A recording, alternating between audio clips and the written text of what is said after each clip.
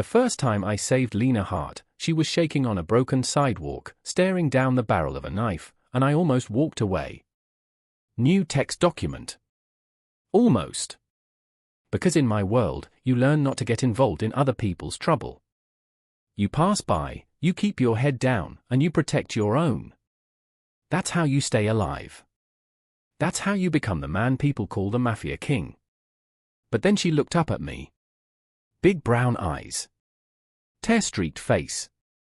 Clothes covered in dust. The girl who used to run through her father's house barefoot was now being cornered in a dark alley like she was nothing.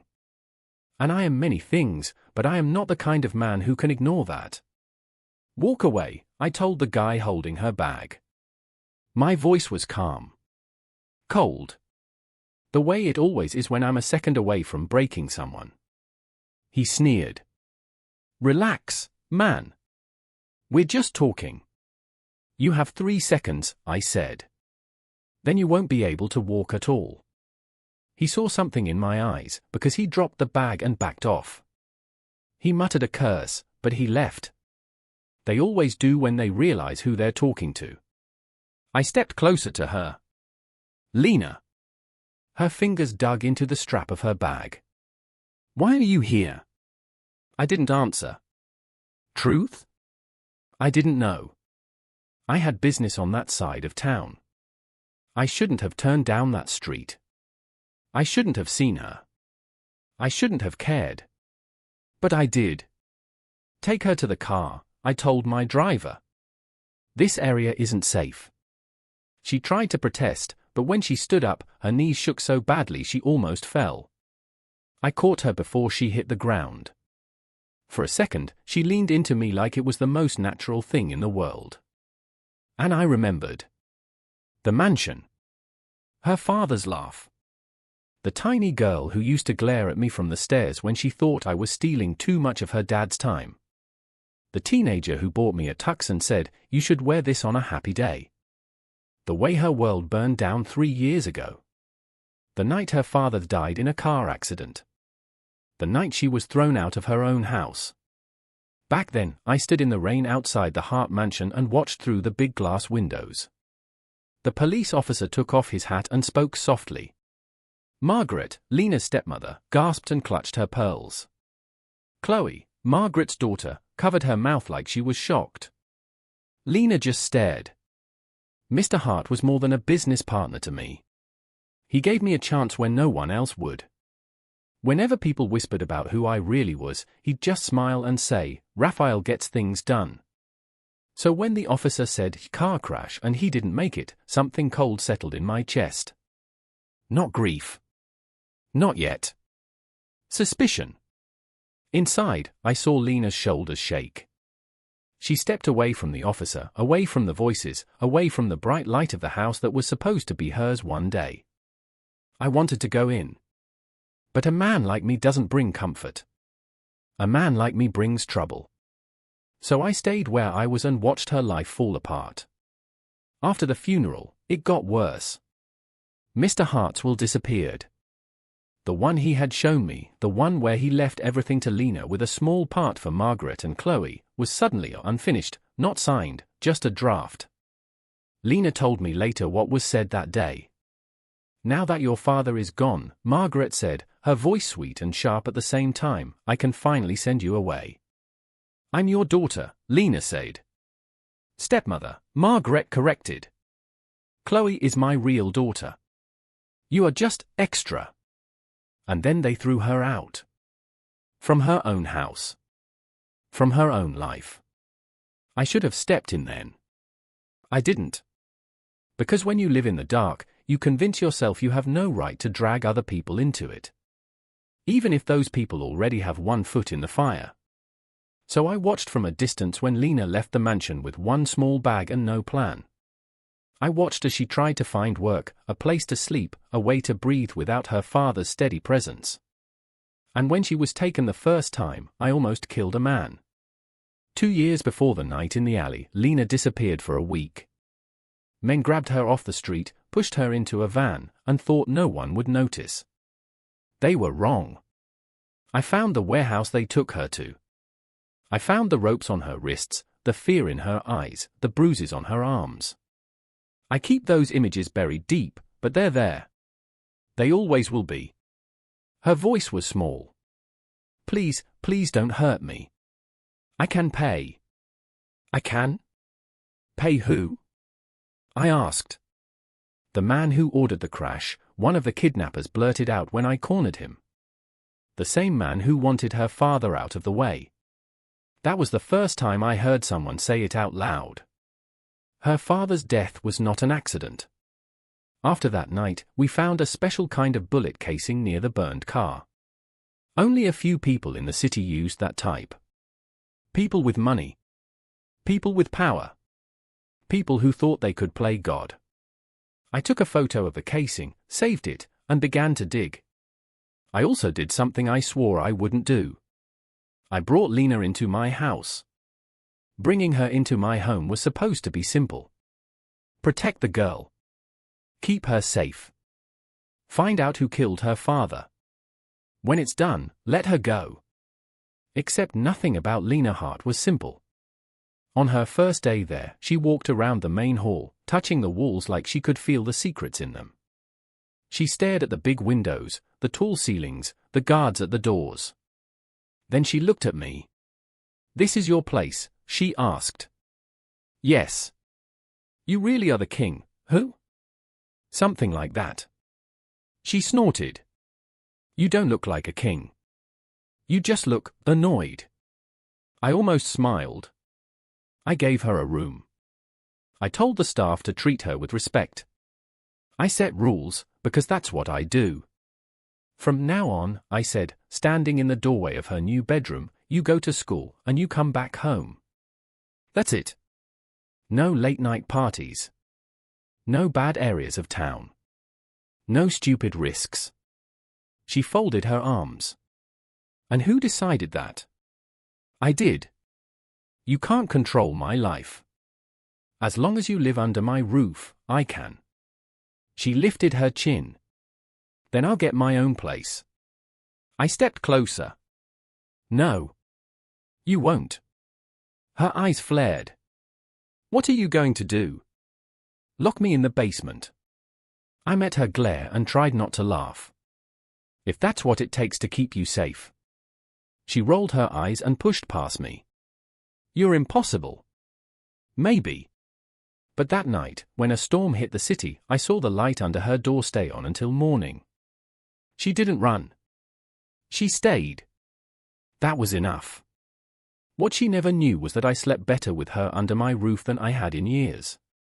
Of course, peace never lasts long in my world. The shipping war started a few months later. A partner family tried to cheat us. Cargo went missing. Money went missing. People talked about cutting my routes and pushing me out of my own ports. There was one clean way to fix it. A contract. A business marriage. The partner's daughter was eager. Her name was Chloe Hart. Yes. That Chloe. Lena's stepsister. I remembered Chloe from years ago.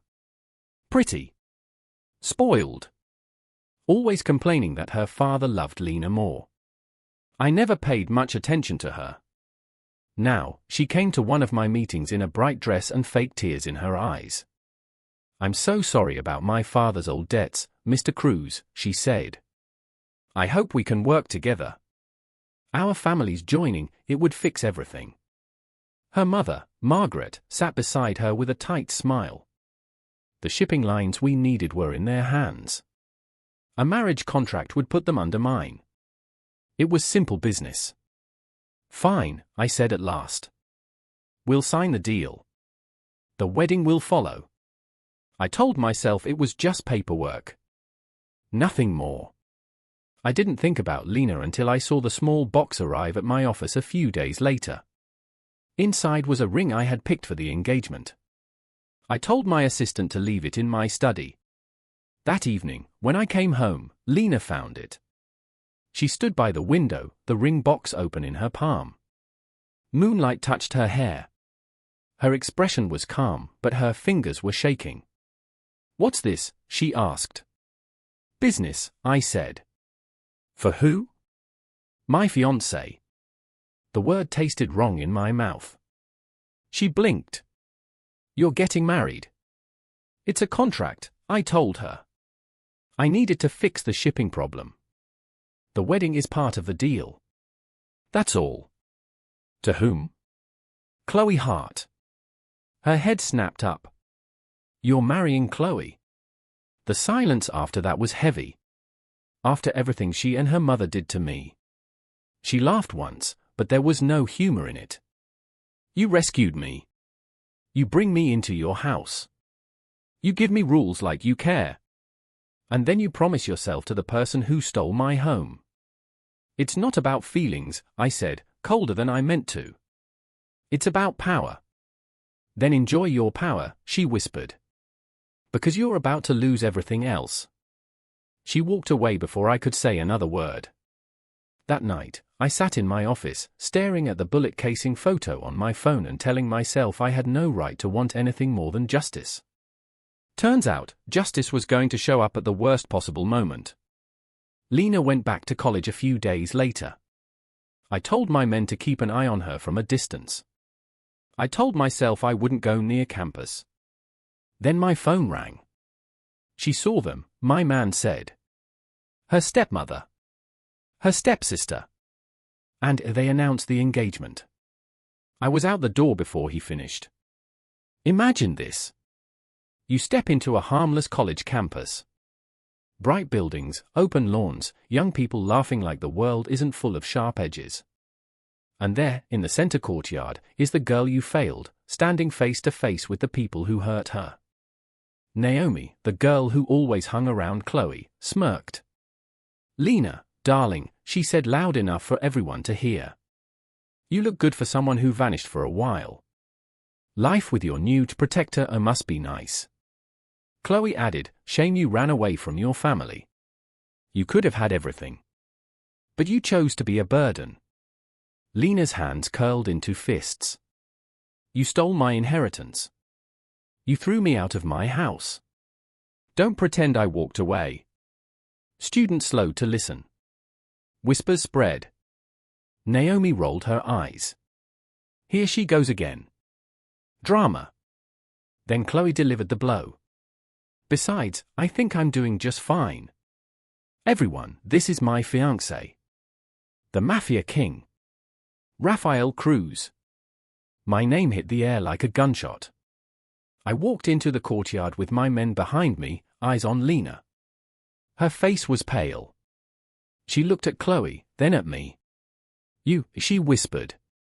I knew what she saw, the man who protected her, standing beside the girl who destroyed her life.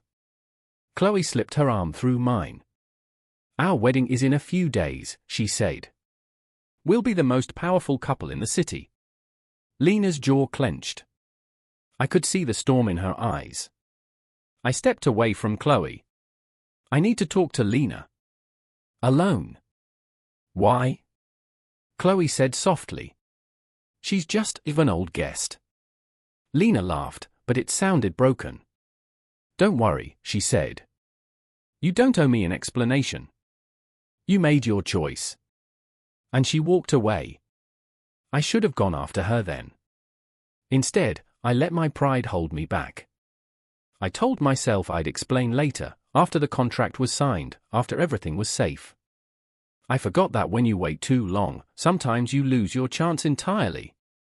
The day of the wedding arrived fast. The Hart mansion was dressed up again. Lights. Flowers. Music. The same house that had been a graveyard for Lena's childhood was now supposed to be the stage for my future. Guests filled the hall. Business partners. Politicians. People who smiled at me with fear in their eyes. Margaret glowed in a gold dress. Chloe floated around like she owned the world. I stood in a side room with my watch ticking too loud and my thoughts louder. Then I heard raised voices. Look at you, Chloe said from the main hall, loud enough for everyone nearby. Wearing that dress to a wedding? Did you pull it out of a trash bag? Lena. I stepped out to the top of the stairs and saw her. She wore a simple dress. Not expensive. Not fancy. But it fit her like it was made for her. She stood tall, chin up, even as Chloe and Margaret circled her like vultures. You weren't invited, Margaret snapped. We were so kind to take care of you for years. And you repay us by ruining our big day. Lena stayed calm. My father loved this house. I came to say goodbye to him. Not to you. Chloe held up a necklace I knew well. A small pendant on a thin chain. It belonged to Mr. Hart. You mean this? She asked. He gave it to me. Lena's eyes widened. He gave that to me when I was little. How do you? I think it suits me better, Chloe said, lifting her chin. Give it back. No. When Lena reached for it, Chloe pulled away and staggered, letting wine spill all over her own expensive dress. She gasped dramatically. You pushed me, she cried. You ruined my dress. Margaret jumped in at once. How dare you attack my daughter and try to steal her jewelry? After we invited you into our home. Voices rose. People turned. Whispers started. Lena's cheeks burned red. That necklace is mine, she said. You took everything from me. You're not going to take the last thing my father gave me. Chloe clutched the pendant. Typical Lena, she spat. You ruin every special day. Is it because your own life fell apart? That was enough. Enough, I said, my voice echoing through the hall. The room went silent. Margaret's smile flickered. Raphael, she began, it's just a small. I saw what happened, I cut in. I heard what you said. Chloe reached for my arm. It's just a misunderstanding. We're family. I stepped away from her. My eyes stayed on Lena, standing alone in the middle of the room, breathing hard, hands clenched. You think I'm still going to marry you? I asked Chloe. The whole room held its breath. This wedding is off. Gasps. Murmurs. Someone dropped a glass. You can't do that, Margaret hissed. You promised. You need our shipping routes. If you walk away now, you lose everything. Wrong, I said. If I marry into a family that hurts the one person I swore to protect, then I lose everything. Chloe's face twisted. You're doing this for her? She's nothing. I moved so fast the guards tensed, but I didn't touch her. I just leaned in close enough for only her to hear.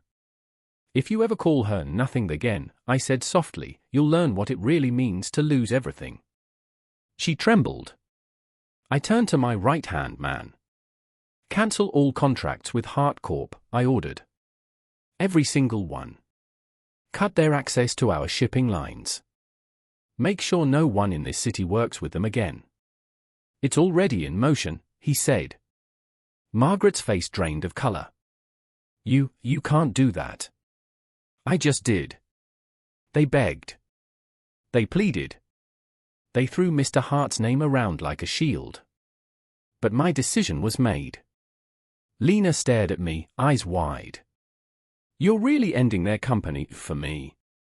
I'm ending it, I said, because they stole from you, lied about your father, and threw you into the street. This is not about revenge. It's about balance. Maybe it was both. As we walked out of the mansion, past the flowers and the shocked guests, I took the necklace from Chloe's hand and put it back around Lena's neck. It was always yours, I said. And so is that house. She frowned. What do you mean? You'll see, I told her. Soon. The fall of Hart Corp was fast and loud. Debts. Fake numbers. Hidden deals. All of it surfaced once my people started digging. The banks called in their loans. Partners backed away. The company fell like glass. Then came the last piece. We found proof that the car accident that killed Mr. Hart was planned. A payment trail. Orders given to the same men who had taken Lena. And tied to it all, Margaret.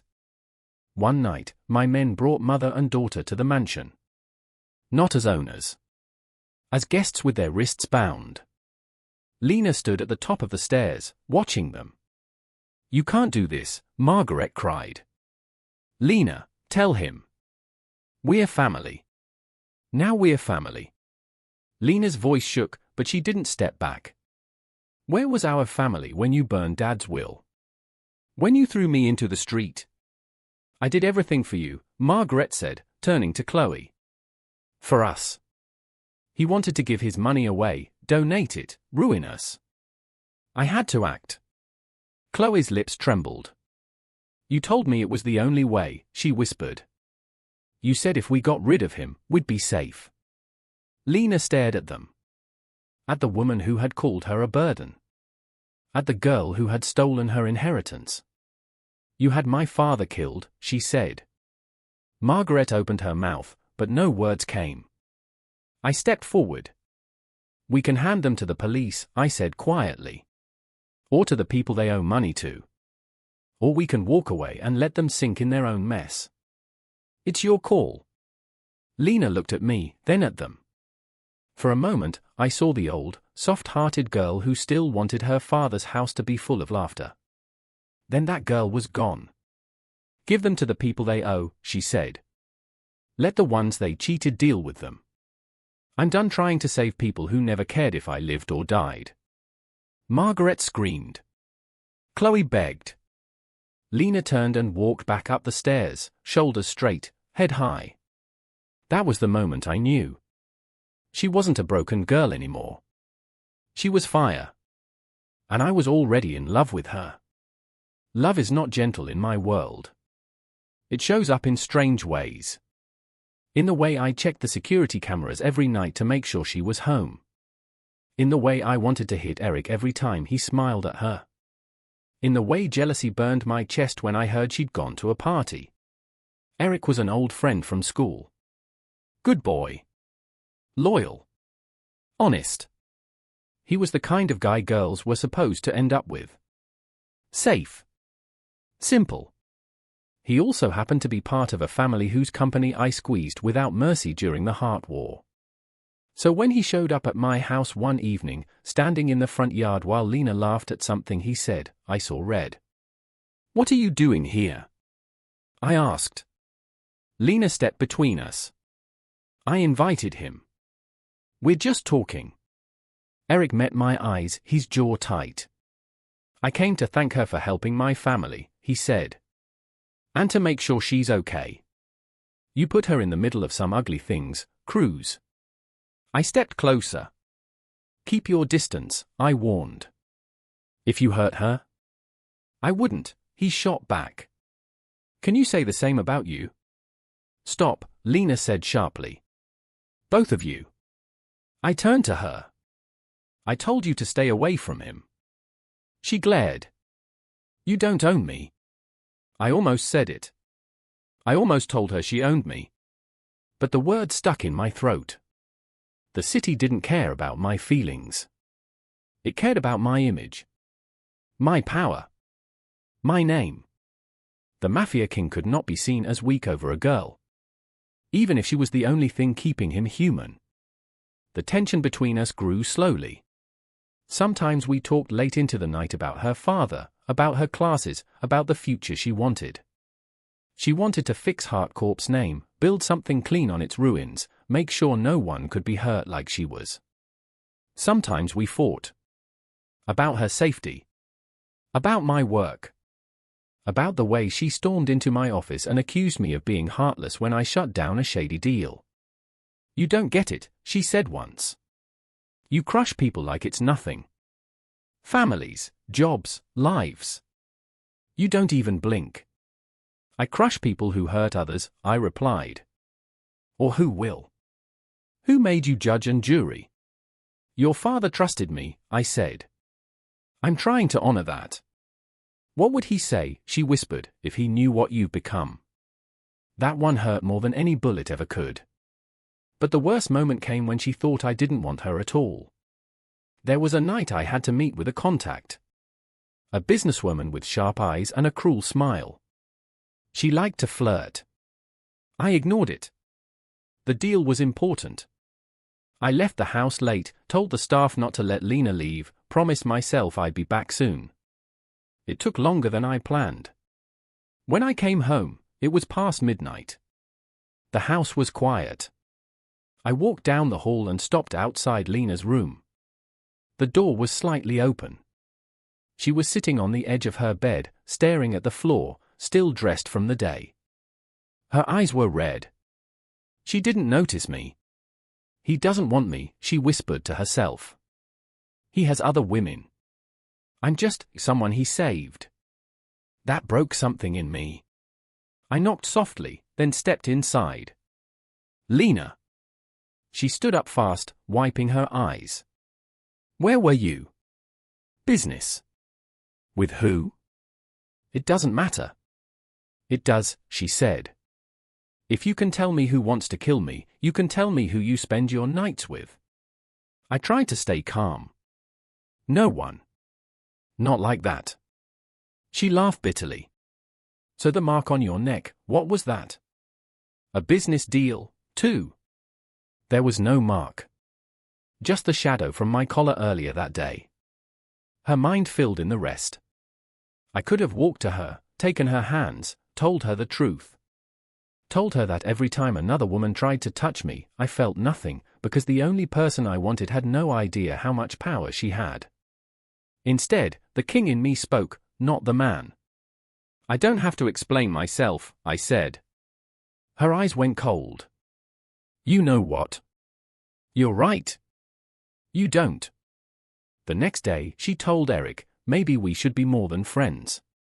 Jealousy is an ugly thing. It makes smart men reckless.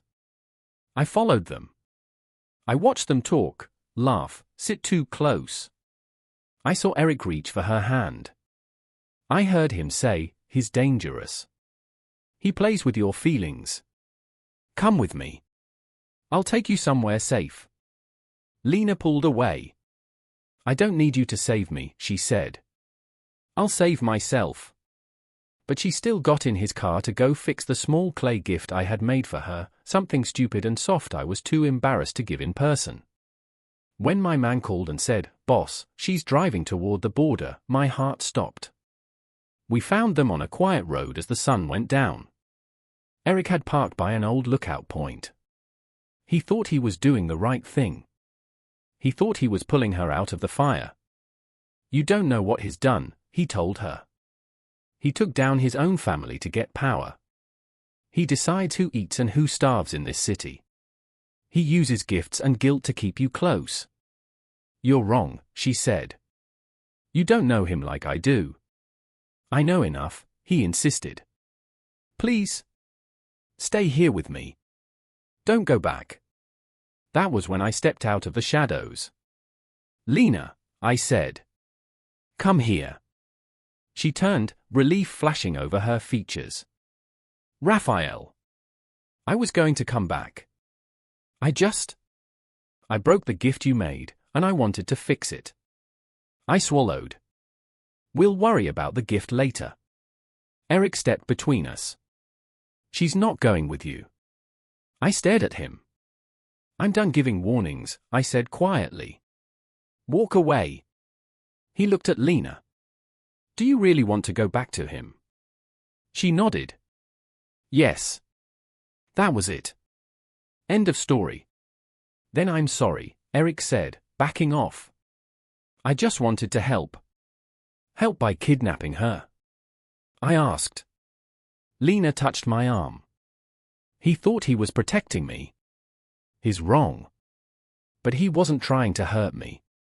Part of me wanted to make him regret every word he'd said about me. But when I looked at Lena, I realized something. It didn't matter what Eric thought. It only mattered what she believed. We drove home in silence. When we reached the house, she stopped me in the hallway. You act like you can control everything, she said. Who I see, where I go, what I do. But you never tell me how you feel. You never say what you want. You just order me around. You're breaking the rules, I answered, half out of habit. Then punish me. She shook her head. I don't care. I've lost my father. My home. My name. I don't want to lose myself too. I stepped back. She stepped forward. Everyone else sees you as a monster, she whispered. A king made of ice. But I've seen you sit up all night because I had a nightmare. I've seen the way you talk about my father. I've seen the way you pick up my calls on the first ring. She swallowed hard. I'm not afraid of you, Raphael. I love you. The world went quiet.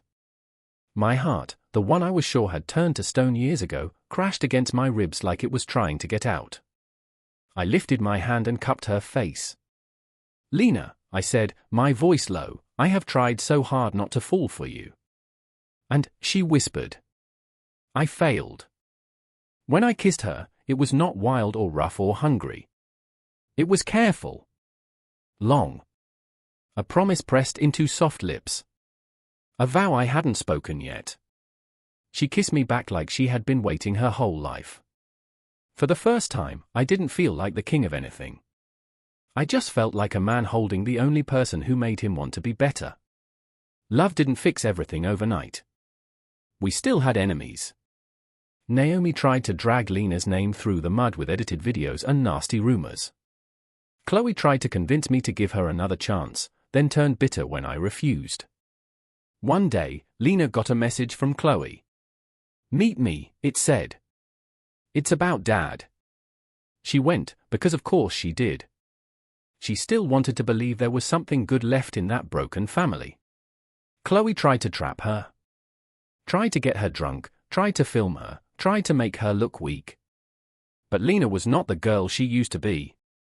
She swapped the drink, watched Chloe stumble, and calmly hit record. You think you ruined my life, Lena said, but I'm still here. You still need your mother to fight for you. I fight for myself now. Naomi watched, eyes wide, as Chloe confessed too much in her anger. About the jealousy. About the plans. About the way they laughed when they burned Mr. Hart's will. When Lena walked away that night, she carried more than just anger. She carried proof. Proof that everything she remembered, everything she felt, was real. The last threat came quietly.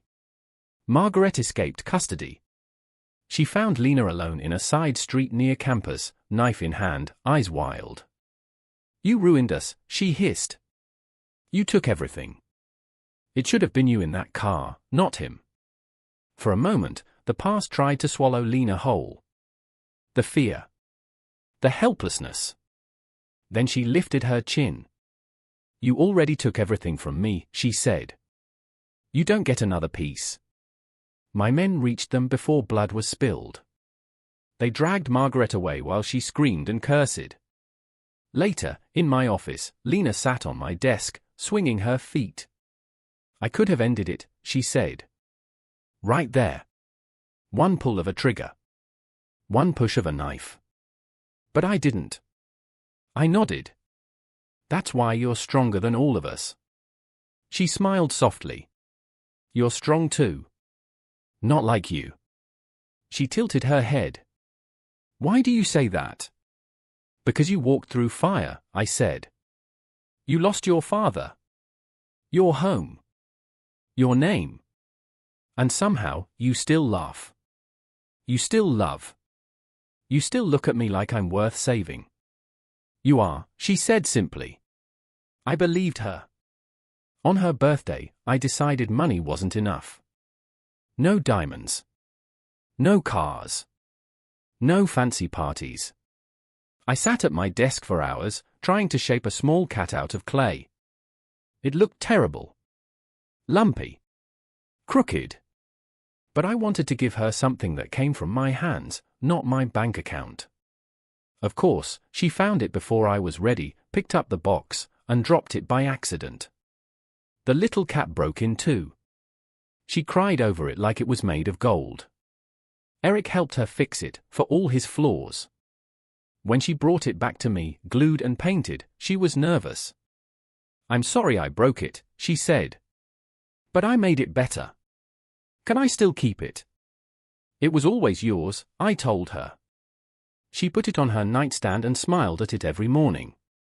If you ask me what the most valuable thing in my house is, I won't say the cars or the paintings or the stacks of cash locked away in my safe.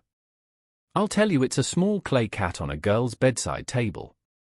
The night everything finally came together, I took her back to the Hart mansion. My men had cleared it out.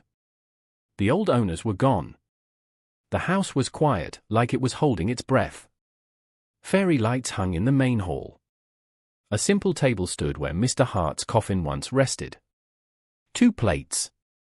2 glasses. Her favorite food. She stepped inside and froze. Raphael, did you? I bought the house from the bank under a shell company, I said. It belonged to your parents. Then to the wrong people. Now, it belongs to you again. Tears filled her eyes. You did all this for me? Yes. Why? I walked to the center of the hall. The same place where she once stood, getting blamed for a spilled drink and a ruined dress. The same place where I ended a wedding that never should have started. Because this is where they tried to break you, I said. I want it to be the place where you start over. Her steps were soft as she came closer. You keep doing this. Doing what? Taking all the ugly parts of my story, she said, and changing them. I'm just trying to keep my promise, I answered. What promise? The one I made to your father the night he shook my hand and said, if anything ever happens to me, keep an eye on my girl. She laughed through her tears. You're doing more than that. Maybe. I took her hands. Lena Hart. Her breath caught. I have spent my life building walls, I said. Bricks of fear. Cement of anger. I thought I needed them to survive. Then you walked into my world and knocked holes in all of them without even trying. You made me want mornings. You made me want peace. You made me want something I never thought I deserved. Her fingers squeezed mine. Raphael. I went down on one knee. The king of the city. On the floor. In front of the only person whose answer could ruin or save him. I'm not a good man, I said. But I'm trying to be better. For you. With you. I can't promise a quiet life. There will always be enemies. There will always be danger. But I can promise this, you will never face any of it alone again. So. Lena Hart, will you marry me? For a moment, she just stared. Then she laughed, a pure, bright sound that echoed off the walls that had heard too much pain. Yes, she said. Yes. 1,000 times, yes. I slid the ring on her finger. The right woman. The right place. The right time.